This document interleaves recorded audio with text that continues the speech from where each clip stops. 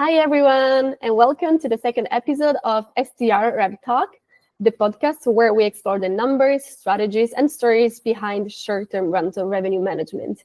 In this episode, we're excited to have Maya with us. Welcome, Maya. Thank you, Veronica. Thank you, Dries. I'm happy to be here with you today. She'll be sharing her perspective from the field, along with some thoughtful questions that many hosts can relate to. Leading today's conversation is Dries. Hi, Dries, welcome. Dries is our head of revenue management with a strong background in business engineer and finance. So let's get into it. Dries, take it away. Thank you, Veronica, indeed, for the introduction. It's indeed the second podcast already. And maybe to start off, Maya, could you first give a quick showcase of how many properties you are managing, which place you are managing it, and how you're looking forward to the coming 2 months? I am managing 10 properties. All of them are in California, around Yosemite National Park. They are actually two different counties. I am very much hopeful about high season, which is just approaching right now with kids being out of school. But I also know that this year is a little bit lower than previous years. So I'm looking for a good strategy to earn on that. Indeed, yes. Have you noticed an increase in supply in the past years? Not significant. There is some, but it's definitely not what was happening in years 2001, 2002, 21, 22, 20. These were very high amount of houses coming to the market. Right now, there is growing supply, but I will say, the margin of the mistake. I think you pointed out that you expect this summer to be a bit less than the previous years. Could you pinpoint, in your opinion, what could be the reason for that? Is it ADR, is it occupancy? What's the main driver here? I believe the political situation is one of them. So a lot of tourists from Europe and other parts of the world probably changed their plans and they're not coming to United States to visit. Because I can see difference on the guests who are booking. Mm-hmm. I can also see that Airbnb is changing their policies and the way how they want to run their service. So there is a big switch on the origin of the bookings. Booking.com is taking a good amount of these reservations right now, which was not the case previously. But what I observed is year to year, how much occupancy we have of the market nowadays versus what was happening before. So these gaps for specific properties are sometimes up to 25%. I think you managed a switch from Airbnb to Booking.com. Is it also for US travelers that you see the switch, or it's also South American more, or how would you see it? Yes, also for American tourists, there is a switch. Okay. I don't know exactly South America. It is hard to say because there is a lot of people with surnames which are Latin, but they don't necessarily come from South America. But Booking.com is definitely stronger right now for me. And I think you also mentioned it in the document you sent us, that for Booking.com, you're still looking into using the promotions and all the genius discounts, etc. And you told me, or you said, it seems not to be working as you want it to be. Could you give an example of that? No, that was about Airbnb promotion. Airbnb is not working. And do you install them in the extranet of Airbnb or in the PMS? In the extranet of Airbnb. Okay. And they are not appearing then, these promotions? No, they're not appearing, yes. So you can install them there, but you will not be promoted using the new price and the small green numbers minus and promotion. You will not be pushed to the first site impression. What could be the case there is that there's some overrides from the PMS. Sometimes it happens, but of course, I would have to take a look into it purely in the PMS and also in the extranet. But in my experience, there, I would also take a look in your PMS. Is it Hostaway? Yes, yes. I would take a look there to check the sync. Also how much is written in Hostaway, because sometimes there, overrides can mess up the promotions in the extranet for Airbnb. So that's something I would say maybe take a look there. Then on the stage of Airbnb, you also sent a few listings where you want to discuss the page views. So I think in general, what I would say is looking at page views on a listing level is always quite specific, and you have to take into account a lot of factors. For example, you have to know, if I look at the first picture, I don't know if you remember, the first picture where you see up until March, very high page views and then drop down until, today. I would always say, like, always look at first the portfolio level if you want to look at page views, because that's, a better indication, because at listing level, there's, like, for example, purely the listing price. That's a huge impact, has a huge impact on the views, but also on occupancy. Like, for example, if you have a reservation via booking.com, of course, your page views on Airbnb for then April, for example, will be lower. So I don't know if you have the picture in front of you as well, or still have it. Is that the same one you're looking at? So in that regard, okay. So my assumption here is, if I just look at here, that I would say in the beginning, like from January until March, I would say you were priced pretty cheaply, and that's why your ranking would be so much higher than the rest. Is that something you can confirm, that maybe there you was priced a bit cheaper compared to the market? That's incorrect. Well, it is very possible. My prices are competitive on the low season. So it is very, very possible. And then I would say, like, the more you move into high season, the kind of higher your price was. This is, of course, purely based, my assumptions here. But this is what I would say, explains kind of the drop in the ranking, mostly because price, remains one of the main, important factors of ranking all the time. Do you work with a Faro Premium in Price Labs, or that's not something you have active on? Far out premium, yes, I do. Okay, and how much is the premium? Like, and do you have it installed for the later season, like for the higher season, more aggressively? So first thing is that I do have the seasonal prices set. So Okay. there are specific period of times where I have my minimum set. I'm never setting the base rate. I'm just working with minimum or maximum, depending what I really want to achieve. And on top of that, I am using the occupancy-based adjustment profile.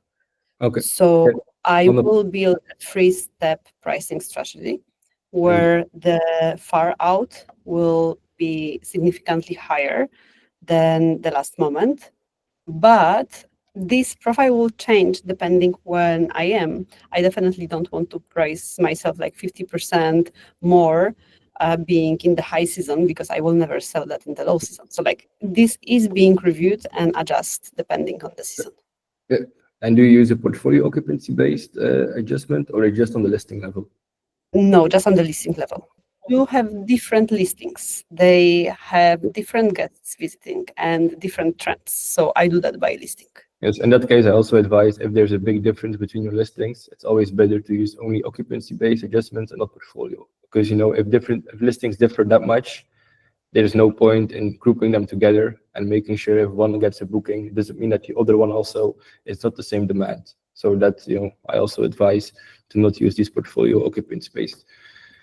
Then with regards to Price Labs, you also mentioned you're doing t-tests for your pricing. Could you elaborate on that a bit more? So I will document what was the price in the specific period of time, usually by the week, and how many bookings came during this time. Okay. And based on that, I will decide if the price is working or is not working. Mhm. So if I see that there was many bookings coming, perhaps I'm too cheap. If there is none or very few, perhaps I'm too expensive. Also, that is important, what kind of bookings are coming.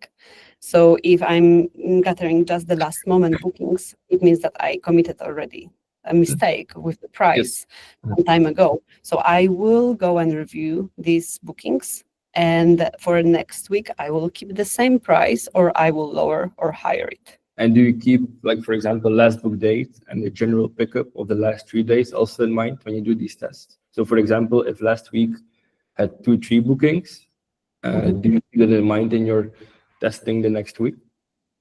Because booking pays, also hugely influence ranking, because, you have had, a few bookings. So it means, the chance of getting booked again increases quite high. Do you take that into account?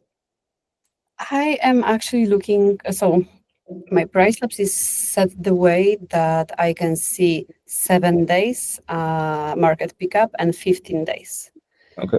And I like, of course, like the 15 ones hold the 7 as well. Like, so Mm. you need to know how to look at the data. But yes, I will just go one by one and analyze like where these bookings are coming to. And if I say if I see that there is a lot of long-term bookings, I will work on a specific price there, not necessarily on so I will rather work on the markup or for far out than on my base. Yes, makes a lot of sense to do it like that. With regards to minimum length of stay, I believe you have a minimum length of stay for all your properties and of 2 except 1. And then last minute, do you keep always the minimum length of stay of 2, or do you also change it to 1 to open for the orphan gaps? Only one property has 2 nights minimum. The other properties have 1 night minimum, but 1 night minimum is usually not available less than 6 days before. Sorry, Mhm. more than 6 days before, and also for far away, just for the orphan gaps. And then that one property with the 2 nights minimum stay, do you use orphan gaps and price labs, or is always a minimum length stay of 2? No, it's not always minimum stay of 2. Sometimes it's minimum stay 3 or 4 if we are Okay. far in advance. Yeah. Then it will automatically be changed when we're getting closer to the date. So I am trying to favorize the long stays. But to be honest, I will look on the listing and on the calendar property by property and try to identify if we are already not passing some booking window or like if it works great, because these minimum stays, they are also working different for different seasons. So I will not put minimum 3-4 nights for the low period, like low season, Okay, which understand. I'm doing for the high season. Of course. Yes, and do you use the custom seasonal profile to have your minimum length of stay according to the seasons? Okay, yeah, that's indeed the easiest way to do it like that in Price Labs. Okay, maybe on the booking window which you mentioned, you also said, it's been shorter and shorter, leading to more last minute bookings. Have you then also, adjusted in, for example, your Price Labs a different last minute discount compared to last year? I don't believe I adjusted very much. Okay, so it's really the market who has, shifted more and more to last minute reservations. Yes, that will also somehow at the end is being adjusted manually. So I am doing this gradual over last 30 days, the price will drop.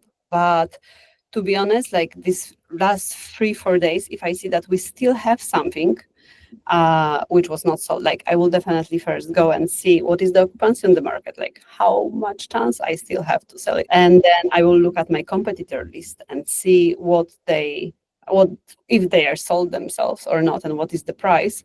And many times these last decisions are made more by heart and experience I have than with the strategy. This is like I'm saving the day. Sometimes it works, sometimes it doesn't. That's indeed. When you say I check, the market occupancy, what are like your ways to do this? Do you go purely in Price Labs, or do you sometimes search as a guest on Booking.com or Airbnb to check how many listings are still available, or what's your strategy there? No, I will go to Price Labs. I will look what was the last year market occupancy at the same day, what is right now, and I will adjust my expectations. Like, do I really have chance to be booked? Another thing I will do, I will go to Airbnb or Booking.com and mostly try to say what is there, like what really shows on the first site. And then I'm getting from this like a guest feeling like where really I would like to stay. But this is really for the last few days that I know that I need to save the day. Yeah, no, actually agree on that. I think, you can definitely consult always, the price of smart occupancy. But a great tip that I always give to the other managers as well is try to book as a guest. And for example, Booking.com, it shows you so many properties still available for this arrival date, in this market. So that's a very easy trick to kind of know. So for example, what I do, I look at my listings and I look at the channel mix per listing. So for example, if one type of listing is heavily dependent on Booking.com, I would go, into the market or the submarket for that specific listing and look how many properties are still available in the submarket. And that way, it's a good influence to know like how aggressive should my last minute price be. That's always a tip I give to other people as well. Maybe on booking.com, you said, a bigger shift. Like, are you optimizing on booking.com? Or because, I know, in the US, booking.com usually, is not the preferred channel, also for property managers. What are you currently doing on booking.com or with regards to either promotions, rate plan setup, policies, or anything? To be honest, I am not, and I believe that I should optimize more on booking.com. It just happened that this switch from how many bookings I'm getting through Airbnb to how many I'm actually getting through Booking, it started happening, I will say, already last year. Okay. And but slowly, this year is like very, very visible. So my booking.com got exceed 50% already, which never happened before. And a part of normal revenue, like price management that I'm doing and is going through my channel manager, I do not do any things on Booking. I will refresh the listing, I will make sure that the pictures have good tags and so on. But I am not actively working on the promotions, to be honest, mostly because I still didn't learn how to do it well. Maybe also here in the podcast, you can learn a thing or two because, we are pretty, expert in booking.com setups already. So maybe my first question would be like the pricing between Airbnb and booking.com. Can I assume you send the same price to both OTAs or do you offset for the commission on both? So the base price is for listing the same for all of the portals. But before it hits booking.com on Airbnb, there is a markup. And this markup is a percentage which I will be charged at the end for the reservation. So because at booking.com, I am a part of Preferred Program and Genius, this goes up to 25%. For Airbnb, if I remember correctly, 7 or 8%. Yeah. And no promotions on Airbnb, so just the commission there. It just don't work. I can go and I can see promotion, but they will not happen. Yes. Okay, and your Genius level 1, 2, 3, and dynamic or non-dynamic? I believe 3. 3, and are you dynamic or non-dynamic currently? Non-dynamic. Non-dynamic. Okay, so on average, you give a discount of around 20% for Genius level 3 bookers. Okay. Yeah, and do you have the mobile rate promotion active? And for example, a country rate promotion? Because I believe for some of them, which I know that they are very much last moment properties to be booked, I do, but not for all of them. Okay, what I always recommend is definitely activate like the country rate and the mobile rate promotion because more and more people book via their mobile phone. So if you have a mobile promotion on, the chance of you appearing higher on people scrolling through their phone increases much more. You have this promotion active. So that's always something that's quite important to do for your listings because what we see, more and more people are not booking on the laptop anymore. They're booking on the phone or on the iPad, which is also considered, a mobile for booking.com. So in that way, you're immediately ranked higher if people search for you via their iPad or their mobile phone. And maybe with regards to the policies on booking.com, like do you offer a monthly rate plan? Do you offer a weekly rate plan on booking.com? To be honest, I do offer a weekly rate plan. I don't offer monthly rate plan because it does not have for me any sense to book for 1 month. Okay, yeah, but sometimes it's good to activate this, like to say to booking.com we allow these longer stays because that also can give a small boost in visibility because you allow booking to sell 30 nights even though in your experience nobody really does it, but giving the option to guests is always a benefit for your ranking and for your visibility. All right, but you're saying that by looking by the search I will get, even if the price is like ridiculous, like it's better to have it than not to have it. It's like the same if you for example want New Year's Eve, like some people don't know how to price for New Year's Eve already right now, they're not sure about it, so they just close it. It's much better to just leave it open, but put like an extremely high price, because the moment you close, you're not findable anymore. There's a big difference between not being found and just being priced highly for your visibility and ranking and the general, long-term ranking and visibility on Booking.com, if that makes any sense for you. Yes. Maybe what I also noticed, it's actually the second screenshot of Airbnb that you send us. First of all, I would say that your search to listing conversion for that one is really, really high, around 6.5%. So, the moment you appear in the search, people definitely, click through. So, in my opinion, there's a few reasons for it. I think, it's probably due to the very high review score and also either, a superhost badge or guest favorite badge, one of these two on the listings. I don't know, I'm not sure which one you have. The one is guest favorite, which is visible. Yes. We are super hot, but like you don't see both. Yes, and it's one of the two, so I didn't know which one would appear. Okay, yeah, I would say, but then the one that I feel is a bit more like smaller, that I think should really like can be increased, is the first page search impression rate, which is around 37. Usually, it should be around 45, 50, so a bit higher. And there, I would say, content optimization is very important. The right listing title, the right description, etc. Of course, also keeping in mind the price, which always will be heavily dependent. But it's a factor of these two.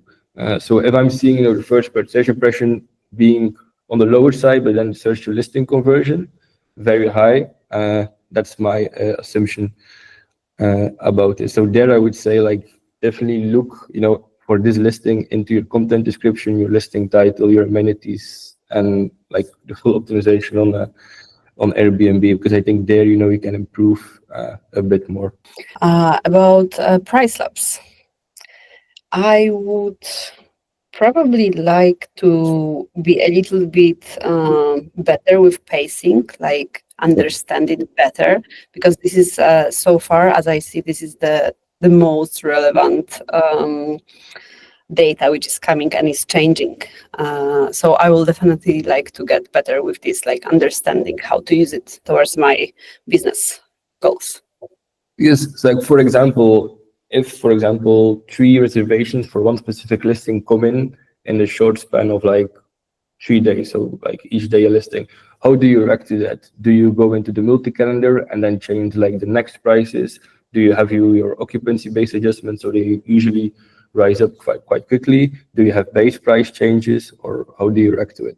If 3 are coming in very short period of time, I will right away assume that that probably price is too little. But before I raise the price, I will go and see like where are these list bookings. So if I will get like one last moment, one on my head, and one on my test period, then I may not change anything, because it means that's working. But if I get all of them in far away, I will say like, okay, I just lost potentially some revenue there selling too cheap. So that is still done by heart, really. Yes. And that's why I would like to improve on this part. What I always do is, I always make sure to work with the base price the most in price labs, because I think it's very easy to just change your base price, and then all your other settings kind of can remain in a similar way. So for example, if you have 3 far out reservation at a cheap price, you don't have to change anything in the custom seasonal profile. You can just increase the base price if, of course, your custom seasonal profile is set up well. Of course, that's a big if. But that's the way I usually handle like pacing. I think that's the easiest way to tackle pacing in a good way, by doing like base price changes based purely on like the pickup you see. Like of course, differentiating whether it's good pickup or a bit too fast pickup. That's what I usually do. If that makes any sense. Yes, but if you change base price, let's say that we got these 3 far out bookings, you change base price, and suddenly from the very good set for the last moment bookings, you may actually get too high price there. So like what I will do, I will rather adjust on the profile occupancy based. Yeah, I will rather make higher percentage there on this specific period than adjust my full base rate. Okay, but I always assume that occupancy-based profile, that you select these not on the listing level, but more on the group level. So if you change it there, then the other listings will also be impacted. Or you're doing the occupancy-based adjustments purely also on the listing level. Yeah, I do everything on the listing level. Okay, I see. So what I would suggest, like if you're managing like 10 listings, I would just create, one group for more like general, market, like, occupancy base, etc. Like, for example, if your market is, there, then, in general, you have this occupancy base adjustment, this kind of last minute. And then, you can play with the base prices even more. Because then you assume that, because in your proposal, like your last minute discount was not high enough, right? In the sense because you raised your base price, but then you also have to adjust your last minute discount. Well, what I'm proposing is make sure your last minute discount is always high enough. That should make sure that your minimum price and base price are correct. So that way, even last minute, you will have the correct pricing. Okay, I understand. If that's all, I don't think, I think we tackled or covered, most of your questions that you sent in. If anything else springs to mind, please, let me know so we can still discuss it. Sure, thank you. I think now I'm good. I think then that's it. Veronica, if you have something else to add. Okay, so this brings us to the end of the second episode of STR Rev Talk. Here's a quick summary of the key takeaways from today's conversation. We explored how combining data tools like PriceLab with real-time guest style searches on platforms like Booking.com and Airbnb can help property managers gain clearer insights into market demand, competitor availability, and listing visibility, especially for last-minute pricing strategies or listings that rely heavily on one channel. Dries also recommended activating mobile and country-based promotions on Booking to boost visibility, offering weekly or monthly rate plan, even on unattractive prices, to improve flexibility and ranking, and keeping premium dates like New Year's Eve open with high rates rather than blocking them, in order to maintain long-term visibility. So a big thank you to Maya for sharing her experience, thanks to you, Dries, and thanks to all of you for tuning in. We see you next time on STR Rev Talk. Bye.